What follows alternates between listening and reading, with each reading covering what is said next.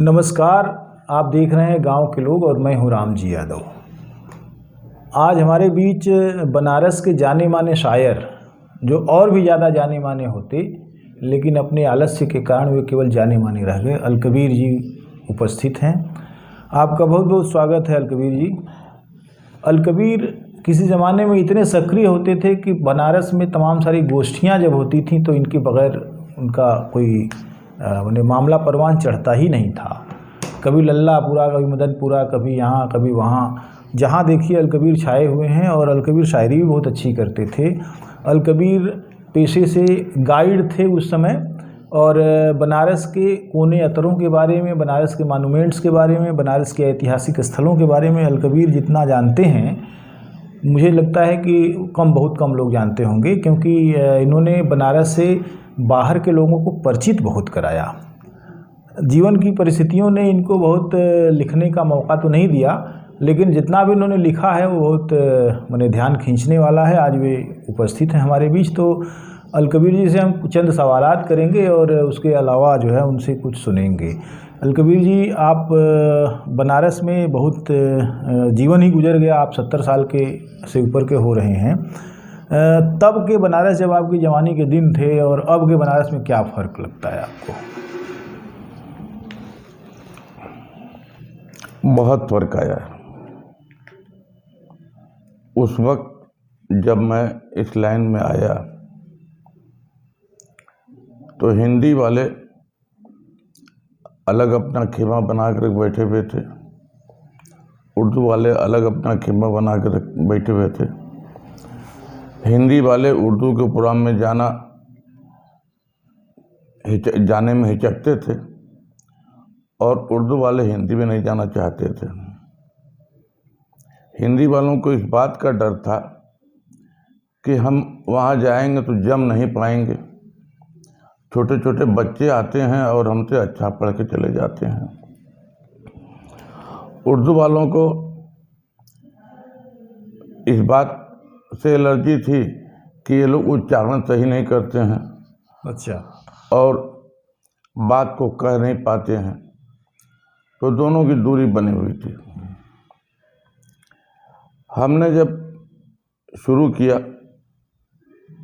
तो हमने देखा कि आयोजन होते नहीं और होते भी हैं तो बहुत ही मुख्तसर होते हैं, जबकि अंजुमन और संस्थाएं हर मोहल्ले में थीं, और ज़्यादातर संस्थाओं के सदस्य एकदम मरे के समान थे, और उनके अंदर ललक नहीं थी। जगह नहीं मिलती थी तो पैसे का जुगाड़ नहीं होता था कि इसमें खर्च जो आएगा कहाँ से होगा। पैसे का जुगाड़ हो जाए तो जगह नहीं मिलती थी। सारी दुश्वारी थी। जबकि उस समय अगर कार्यक्रम किया जाता था तो 100 रुपये के अंदर अच्छी गोष्ठी करके निकल जाते थे। ऐसा? जी। आज जो प्रोग्राम 10,000 रुपये में लोग कर रहे हैं, वो 100 रुपये में हो जाता था। 4 आने का समोसा और भी सस्ता, और 4 आने के आसपास में चाय 1 कप, तो 200 आदमियों के खाने का इंतजाम तो जुगाड़ 100 रुपये में बहुत आराम से हो जाता था। तो हमने लोगों से मुलाकात करनी शुरू की और पूछा तो लोगों ने बताया कि भाई प्रोग्राम तो किया जा सकता है, लोग आते नहीं हैं, और आते हैं तो 1-2 आदमी कितने दिन तक से किसी प्रोग्राम का खर्च उठाएगा। वो 100 रुपया 50 रुपया भी एक मायने रखता था। तो लोगों से मिल करके हमने एक लिस्ट बनाई कि कितने हिंदी के संस्था हैं और कितनी उर्दू की अंजुमनें हैं।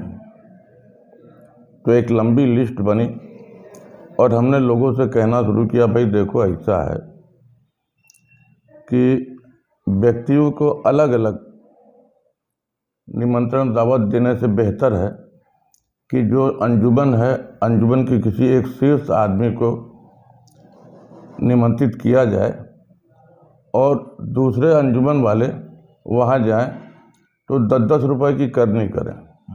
अच्छा, ये बढ़िया है।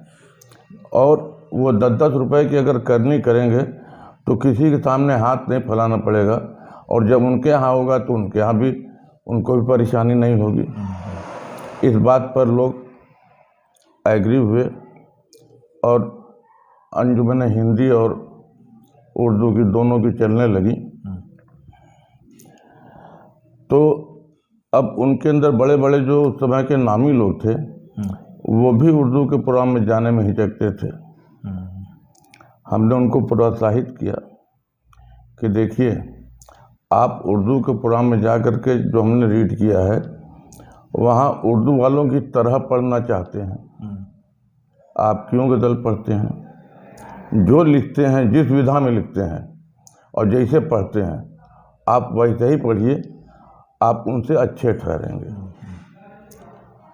तो एक दो लोगों ने हिम्मत किया और देखा कि हाँ वाकई वो बेहतर मतलब ठहरे और किसी से कमज़ोर नहीं रहे और किसी को उंगली रखने की जगह भी नहीं। एक ही बताइए कि जैसे उर्दू वाले तलफ़्फ़ुज़ वगैरह अपना बहुत अच्छा रखते थे, तो इसके पीछे उनके यहाँ उस्ताद का होना और रियाज का जो माने बारंबारता थी, उसकी वजह से हिंदी वाले ऐसा रियाज वगैरह नहीं कर पाते थे।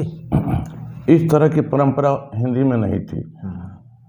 और आज भी अगर उच्चारण गलत करते हैं कोई बात, कहीं भी आप देख लीजिए, लिखना होगा तो लिखेंगे देश और पढ़ना होगा तो कहेंगे देश।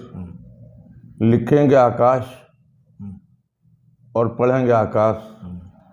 तो इसको लोग आम बात समझते हैं, लेकिन बहुत अंतर हो जाता है। जैसे कर्म और क्रम, लिख करके बहुत लोग लिखेंगे गलत लेकिन पढ़ेंगे सही जाकर के वहाँ। तो क्रम और कर्म में जो है फर्क है। जब फर्क है, आपने उसको प्रयोग कर दिया वहाँ तो गलत हो गए, तो गलत हो गया, उसका अर्थ नहीं मिल सका तो दाद नहीं मिलेगी आपको। ओके, अच्छा ये बताइए उस समय कौन कौन लोग थे जो बहुत सक्रिय थे और आपके साथ थे? चलिए उर्दू में तो उस समय जौहर कानपुरी, जौहर सिद्दीकी,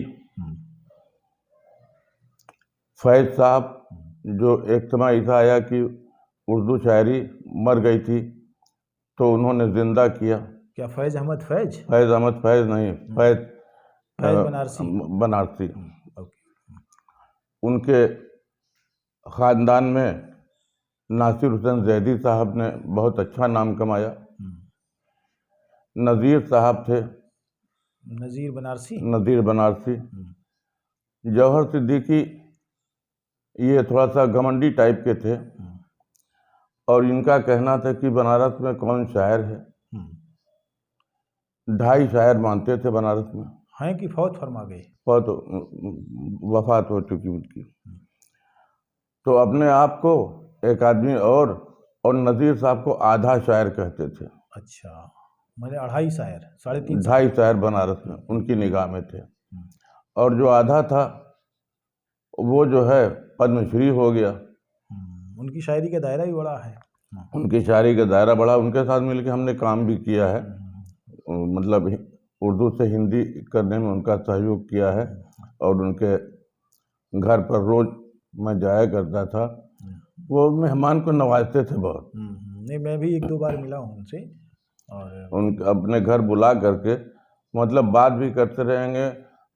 खरबूजा लेकर के आए, अपने हाथ से काट रहे हैं, एक फाक हमको दिए, एक फाक अपने आप को खा रहे हैं। और कोई भेदभाव नहीं, बहुएं भी आती थी सामने। अमानत बनारसी, लल्लापुरा में। अब्दुल हमीद आरिफ साहब, फायज़ बनारसी, हबीब बनारसी, अनवरुल्लाह अनवर साहब, अनवर बनारसी, तमाम सारे लोग थे।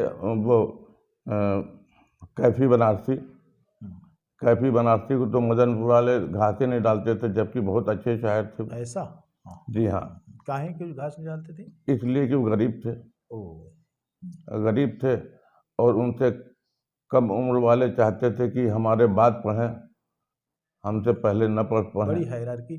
क्या यहाँ ज़्यादातर तो जो मुस्लिम बिरादरी है अंसारियों की माने ज़्यादा जो है माने वर्चस्व हम्म, ज़्यादा है उनका, हम्म, और ज़्यादातर शायर भी अंसारी ही हुआ करते हैं। तो ज़्यादातर नहीं कर सकते, हम्म, आप बराबर बराबर लेके चल चल सकते हैं। अब ये बात अलग है कि उसकी गिनती करना बेकार है।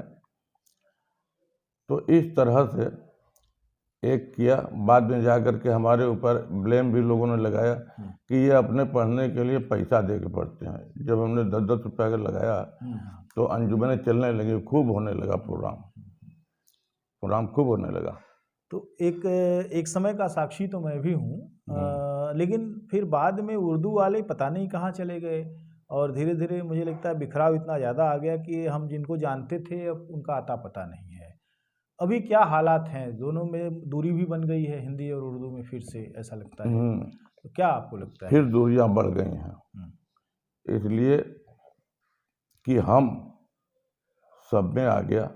जब मैं हटा, देखा लोगों के अंदर कि कोई साहित्य की सेवा के लिए नहीं आ रहा है। और एक बात मैं बताऊँ आपको, मेरी निगाह में जो लोग पुरस्कार दे रहे हैं कि इन्होंने 5 किताबें लिखी, उन्होंने 6 किताबें लिखी, तो जो किताबें लिखे ये उनका अपना सहयोग है, अपने लिए लिखे, उसका लाभ उन्हीं को मिलेगा।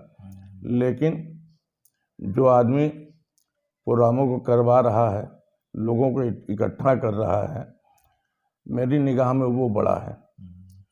मेरी निगाह में वो बड़ा है कि 10 किताब लिखने के बजाय 2 शागिर्द कोई पैदा करता है तो पीढ़ी आगे बढ़ती है। इन बातों पर लोग ध्यान नहीं देते हैं। पुरस्कार सिर्फ और कुछ देख के देते हैं और सही लोग जो हैं किनारे अच्छा, रह एक जाते चीज़ हैं। बताइए, जैसे बहुत सारे लोग आए, जैसे मान लीजिए कहानी किस्सों में चलते हैं, तो अब्दुल बिस्मिल्लाह जिन्होंने कि बनारस के बुनकरों पर एक बड़ा उपन्यास लिखा, हाँ, जीनी जीनी बीनी चदरिया। तो बनारस के बुनकरों की परेशानियां, उनकी तकलीफ़ें, उनकी औरतों की परेशानियां, पूरा दाम्पत्य जीवन और शोषण का जो एक वो है कि गद्दीदार किस तरीके से बुनकरों का शोषण करता है, एक बहुत बड़ा विजन। उर्दू शायरी में भी तरह तरह के लोग थे, क्या उन्होंने कभी इस तरह के दर्द और तकलीफ़ों को अपनी शायरी में जगह दी? उर्दू शायरी में ज़्यादातर पारंपरिक बातें आई और बाद में चल कर कुछ जदीद लोग भी आए, और जो जदीद आए उन्होंने अपने अपने कलाम को एक अलग दिशा दिया। जैसे क्या विषय थे उनके? तो जो बाद में लोग आए वो सारे समाज की बातों को ले करके आने लगे, और नहीं तो उर्दू शायरी तो बस उर्दू वो औरतों की तारीफ करना, उनसे बातें करना, गुलदस्ता बना करके रख देना, यहीं तक सीमित थे। तो आपने अपनी जो शायरी, आपकी अपनी निजी शायरी है, वो किस तरीके से आपने ढाला उसको, पूरा जो है, और क्या विषय आपने चुने? मेरी शायरी न तो शांता सुखाए है और न लिखने के लिए मैंने लिखा, न पैसे के लिए लिखा। मैं भी मंच पर जाकर कामयाब हो सकता था, लेकिन हमारे सामने एक मिशन था। समाज को किस तरह का मैं देखना चाहता हूँ, इन बातों को लेकर के अपनी बातों को हमने कहने की कोशिश की, और जहाँ तक मैं पहुँचा मैं उससे संतुष्ट हूँ। तो आपने अब तक कोई मजमुआ क्यों नहीं छपवाया? मजबूरियाँ थी। सबसे बड़ी मजबूरी तो ये है कि हमारे पास जो जिस घर में मैं रहता हूँ, एक कमरे में सब लोग इकट्ठा रहते हैं, तो रहने की जगह नहीं है, लिखने पढ़ने की जगह नहीं। कोई अगर आ जाएं तो आपको बिठालने के लिए हमारे पास जगह नहीं है कि मैं बिठाल करके कायदे से आपको चाय पिला सकूं। ये सारी बातें रहीं। और जो कुछ पहले हमारी हमने कविता से शुरू की, समकालीन कविता से, तो उसमें एक जगह बैठ करके एकाग्र होकर लिखना बहुत जरूरी होता था। तो उसको छोड़ करके मैं गज़ल इसलिए पढ़ी, लिखना शुरू किया कि साइकिल पर चलते हुए एक विषय लिया हमने, 2 लाइन हो गई तो साइकिल खड़ी की और 2 लाइन नोट किया, फिर आगे बढ़ गया। अच्छा, मैंने सुना है कि आपने सिगरेट की डिब्बी, माचिस के डब्बे पर जो है कभी कभी लिखा और वो जेब में रखा। बाद में आपके घर में जो है वो जब सब इकट्ठा हो गया तो लोगों ने सोचा पता नहीं क्या है, तो फेंक दिया। ऐसा भी है क्या? हाँ, ऐसा हुआ। तो आपने कभी उनको कॉपी पे उतारने की कोशिश क्यों नहीं की? आप उसे काहलियत कह सकते हैं, लेकिन हमारी मजबूरी, हमने बताया ना कि घर के अंदर बैठ करके मैं अगर लिखने की कोशिश की हमने, तो कहना तो नहीं चाहिए, लेकिन पत्नी ने पूछा कि क्या अब इसी से घर चलेगा?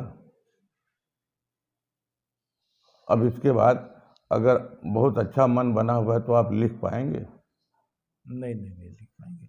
बहरहाल जो भी कुछ बचा खुचा है उसमें से कुछ आप हमारे सामने रखिए।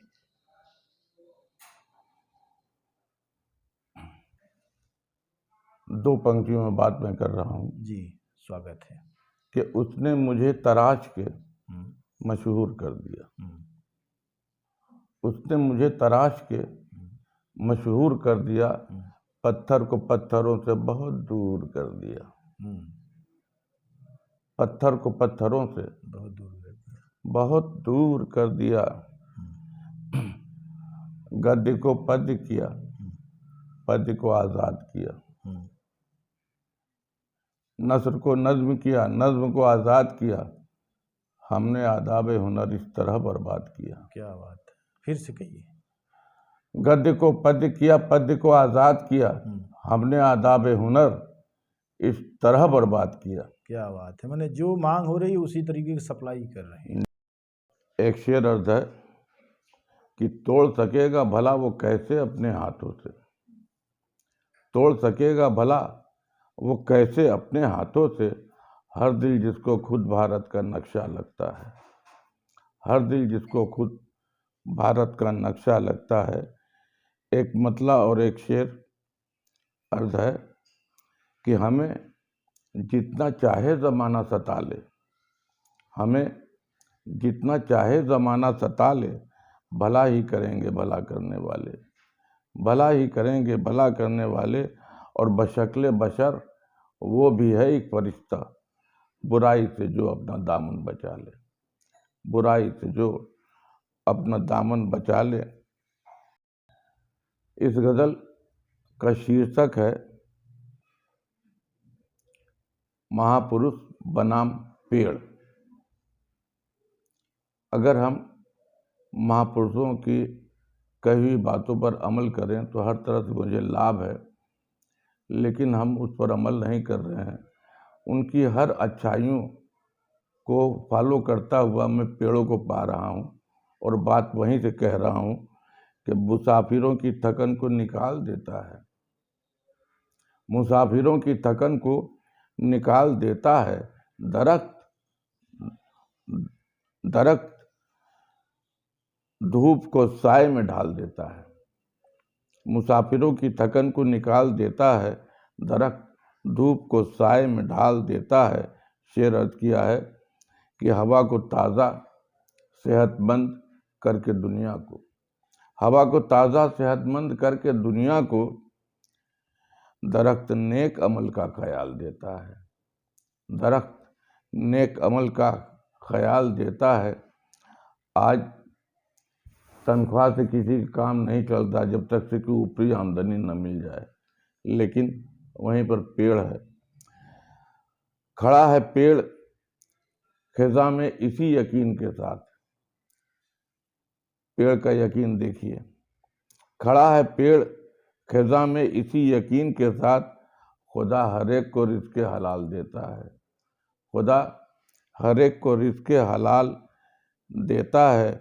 हर एक चोट पे दुश्मन की खाकसार सजर। बचपन में फल के लिए हम लोगों ने बहुत पत्थर चलाए हैं पेड़ों के ऊपर, तो हर एक चोट पे दुश्मन की खाकसार सजर फलों को प्यार से झोली में डाल देता है, फलों को प्यार से झोली में डाल देता है। दरख्त जिंदगी तेरी गरीब रातों में, दरख्त जिंदगी तेरी गरीब रातों में, कहीं अलाव किसी को मशाल देता है, कहीं अलाव किसी को मशाल देता है। यतीम और चरिंदों परिंदे बेघर को, यतीम अनाथ, यतीम और चरिंदों परिंद बेघर को पनाह दे के बिला अज्र पाल देता है, पनाह दे के बिला उज्र पाल देता है। और फना के बाद भी चौखट कहीं बने कुर्सी, आखिरी शेर है। फना के बाद भी चौखट कहीं बने कुर्सी, समाज सेवा की उम्दा मिसाल देता है, समाज सेवा की उम्दा मिसाल देता है। मक्ते का शेर अर्थ है कि हवा के हाथ से अक्सर अयल कबीर सजर, हवा के हाथ से अक्सर अयल कबीर सजर, समर गरीब की झोली में डाल देता है, मुसाफिरों की थकन को निकाल देता है, दरख्त धूप को साए में ढाल देता है। और अर्ज किया है कि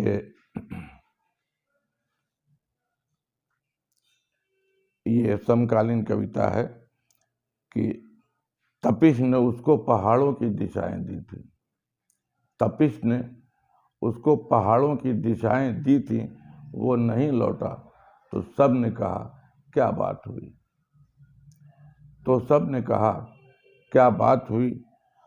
और दूसरी कविता है कि भाप की तरह वो निकला था वतन से अपने, भाप की तरह वो निकला था वतन से अपने, और लौटा तो सब ने कहा बरसात हुई, और लौटा तो सभी ने कहा बरसात हुई।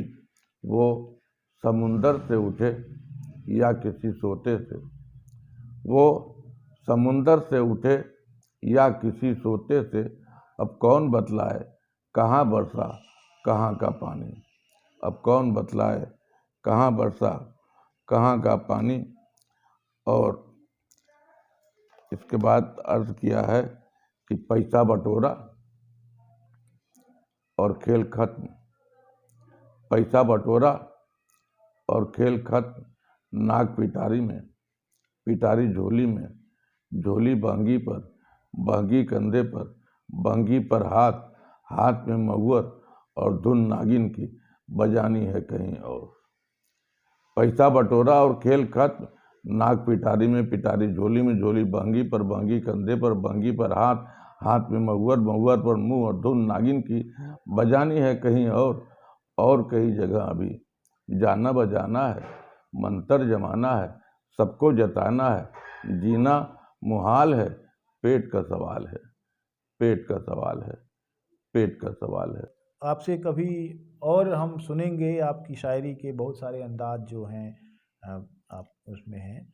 आज आपने हमारे बीच अपने दौर को साझा किया, आपको बहुत बहुत धन्यवाद। नमस्कार।